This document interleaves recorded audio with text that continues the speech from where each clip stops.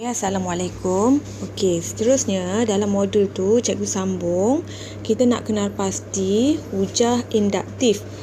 Kenapa induktif? Mari kita ingatkan, kalau induktif ni dia daripada daripada sikit ke banyak. Daripada sikit pergi ke banyak huruf N kan. Maksudnya dia pecah-pecahkan lah. Daripada satu dia pecah-pecahkan jadi banyak kes. Okey, kita nak kena pasti hujah itu kuat ke lemah. Okey, macam mana nak tahu? Kita tengok pada kesimpulan. Nak tahu hujah tu kuat ke lemah, kita tengok pada kesimpulan. Kalau kesimpulan tu benar, logik, maka kita kuat lah. Okey, hujah tu kuat. Kalau kesimpulan dia palsu, tak logik, maka hujah tu lemah. Okey, lepas tu di bawah hujah lemah ke kuat ke, ada lagi. Biasanya kalau lemah, hujah tu automatik tak meyakinkan lah. Kalau kesimpulan dia lemah, maka dia tak meyakinkan. Tetapi kalau hujah itu kuat, kalau kesimpulan dia benar, dia pula ada pula terpecah dua. Dia yakin ke tak yakin? Kalau hujah tu kuat, dia ada dua. Dia tu meyakinkan ke tak meyakinkan? Macam mana nak tahu dia yakin ke tak yakin? Kita tengok pada premis. Okey, premis atas. Kalau premis tu benar, maka dia yakin. Kalau premis tu palsu, maka dia tak yakin. Jadi kesimpulan dia macam ni. Kalau hujah tu lemah, dia automatik dia tak yakin. Tapi kalau dia kuat, dia terbagi kepada dua. Tengok premis dia. Kalau premis dia benar, dia yakin. Kuat dengan yakin dan kuat tidak yakin. Okey, mari kita tengok contoh. Tentukan sama ada hujah yang diberi kuat atau lemah. Seterusnya tentukan sama ada hujah tu yakin atau tidak yakin. Berikan sebabnya. Mari kita lihat ya. Kerusi di ruang tamu merah. Kerusi ruang makan merah. Bilik bacaan merah. Bilik tidur merah. Merahnya makna. Semua dibuat kesimpulan semua kerusi di rumah adalah merah. Jadi kita jawab dulu. Dia kuat ke lemah? Nak tahu kuat ke lemah, kita tengok pada, pertama kita tengok pada kesimpulan. Kesimpulan. Jadi dia buat rumusan semua kerusi di rumah adalah merah. Macam kat situ tak berapa kukuh. Takkanlah semua kerusi tu macam tak logik kan. Macam nak tahu benar palsu ke tak ni macam tak logik lah semua kerusi merah. Ni peminat merah sangat ni kan. Takkanlah semua kerusi merah, macam tak logik kat situ. Maka dia adalah hujah. Kalau tak logik tu kesimpulannya, kita buat hujah lemah. Yakin ke tak yakin? Biasa kalau lemah, dia mesti tidak meyakinkan. Hujah lemah, awak tulis pada ruang kosong. Hujah lemah dan tidak meyakinkan. Terimalah hakikatnya topik ni dah nak habis lah pun. Hujah lemah dan tidak meyakinkan kerana kesimpulan dia lah tadi. Tengok. Kesimpulan dia palsu. Macam tak logik kat situ. Ni jawapan dia. Walaupun premis dia betul lah kan. Premis dia mungkin benar, tetapi kesimpulan dia buat tu macam tak logik kat situ Okey, next. Premis 1, 27 adalah gandaan 3. Betul, dalam sifar 3 ada 27. Dalam sifar 3 pun ada 81. Maka dia buat kesimpulan semua gandaan 9 adalah gandaan 3. Okey, kita tengok gandaan 9 adalah gandaan 3. Ni pun gandaan 9 kan? 9 kali 3. Ni pun gandaan 9, 9 kali 9. Maka dia ada relate kat situ. Dia kesimpulan dia kuat. Sebab kesimpulan dia benar. Logik lah. Ni premis. Ni gandaan 9. Ni pun gandaan 9. Bila gandaan 9, dia gandaan 3. Okey. Maka dia kuat. Hujah kuat.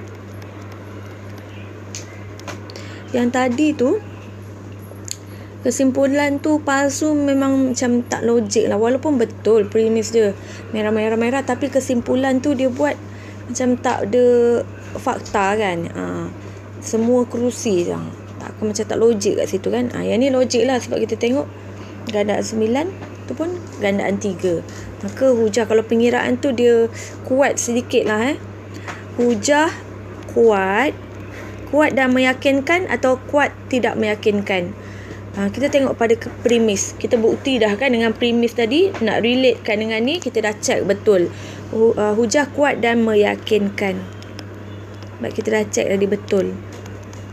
Meyakinkan kerana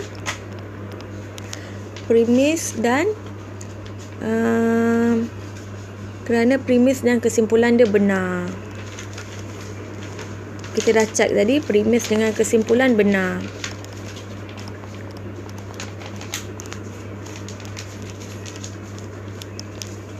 Okey. Alright. C pula. Ikan kembung bernafas dengan insang.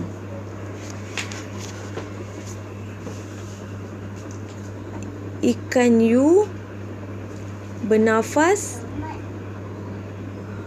dengan insang. Okey. Semua ikan bernafas dengan insang. Kalau yang ni, jawapan dia lemah. Sebab ada juga ikan yang tidak bernafas dengan insang, terutama ikan-ikan besar. Jadi ini sebab kesimpulan dia tu macam tak berapa nak logik. Tak semua ikan yang bernafas melalui insang. Jadi kita buat hujah dia lemah. Hujah dia lemah. Okey. Dan bila lemah dia tidak meyakinkan. Kalau macam fakta-fakta ni, dia susah sikit lah nak cakap kuat.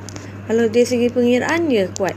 Tidak meyakinkan, hujah lemah dan tidak meyakinkan kerana kesimpulan dia tu lebih kepada kesimpulan dia palsu. Macam tak logik.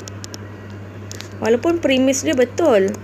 Okey, premis dia betul. Ikan kembung, ikan hiu bernafas melalui insang. Okey, hujah ini lemah dan tidak meyakinkan kerana premis dia benar tetapi kesimpulan dia adalah palsu. Okey, premis. Yang ni pun premis dia benar, kesimpulan palsu. Yang ni pun premis benar, kesimpulan dia palsu.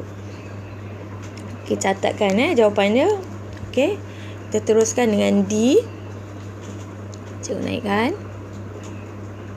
Okey, cikgu berhenti kat sini. Okey, cikgu screenshot. Okey, alright. D. 11 kali 5, 55. Ni pun 55. Semua gandaan 5 berakhir dengan kosong hingga 5. Mari kita cek.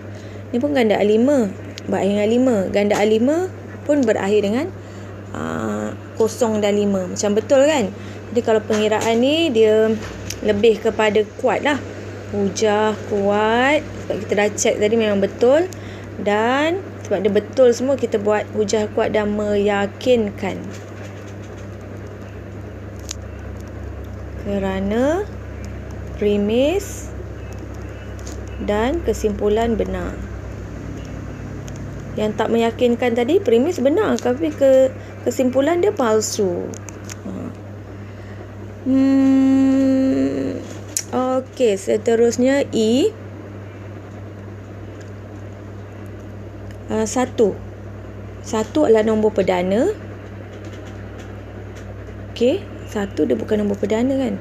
2 nombor perdana, 3 nombor perdana, 5 nombor perdana. Semua nombor perdana. 1 tu bukan nombor perdana ni dari segi premisnya ada yang tak benar ni. Semua nombor perdana boleh dibagi tepat dan dengan 1 dan dirinya sendiri.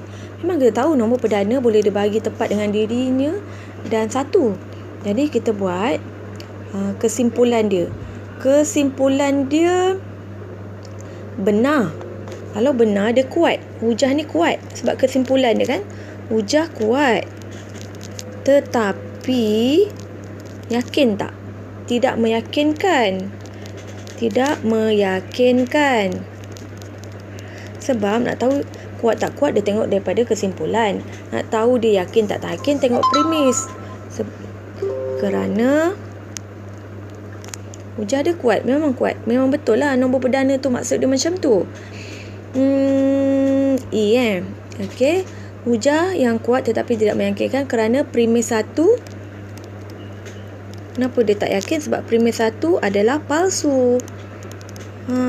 Premis lain betul, premis 1 je yang palsu. Maka dia tak yakin. Okey, seterusnya yang ini cikgu ambil daripada buku lain. Aminah seorang nenek. Aminah seorang nenek. Aminah ada sebatang gigi kerana yang lain sudah tercabur. Datang mana pula tercabur? Tercabut. Okey. Dia buat kesimpulan, semua nenek ada sebatang gigi. Cuba tengok kesimpulan dia. Adakah nenek-nenek awak semuanya ada satu batang gigi? Adakah semua nenek ada sebatang gigi? Kalau nenek tu dia pandai jaga gigi, tak semestinya giginya tercabut semua kan? Macam tak logik kat sini. Jadi, bila tak logik, dia adalah hujah yang lemah. Bila lemah dan dia automatik tidak meyakinkan. Hujah lemah dan tidak meyakinkan. Hujah lemah sebab dia tengok daripada kesimpulan. Bila kesimpulan lemah, premis pun hujah tu mesti tak yakin. Kerana saya rasa premis dia benar. Tetapi macam tadilah, kesimpulan palsu. Premis benar semuanya, tapi kesimpulan yang palsu. Nak tuliskan dekat modul awak ya. Hujah lemah dan tidak meyakinkan kerana premis benar tetapi kesimpulan dia palsu. Tak semua nenek ada sebatang gigi. Macam tadilah, semua kerusi dalam rumah merah. Macam tak logik kan? Okay, mungkin kerusi mainan anak-anak dia warna lain. Okay, next. Soalan yang terakhir. SMK BTS terletak sama ada di Kepong atau di Bandar Tasik Selatan. SMK BTS bukannya terletak di Kepong.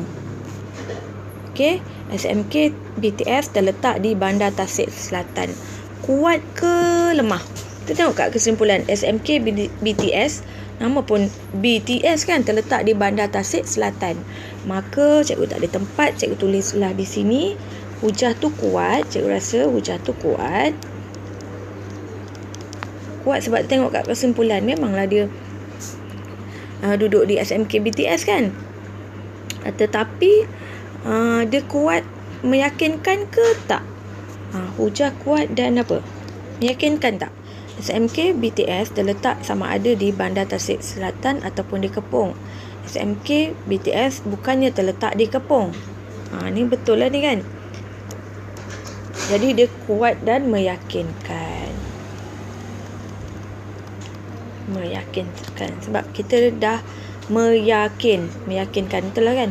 Hujah kuat dan meyakinkan sebab kita dah check BTS memang terletak di Kepong. Jadi BTS memang terletak di SMK Bandar Tasik Selatan. Kuat dan meyakinkan kerana premis dan kesimpulan benar.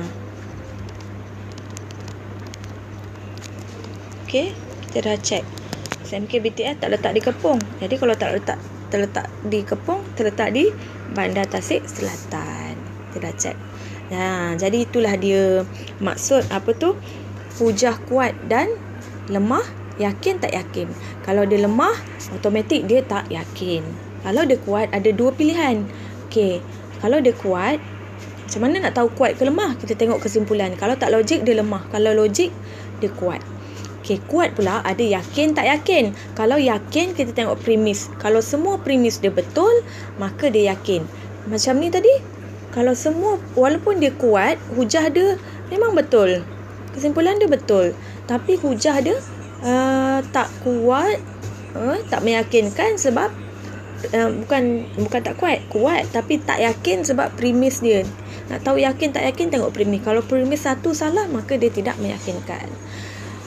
Okey, itu sahaja untuk video pertama ini.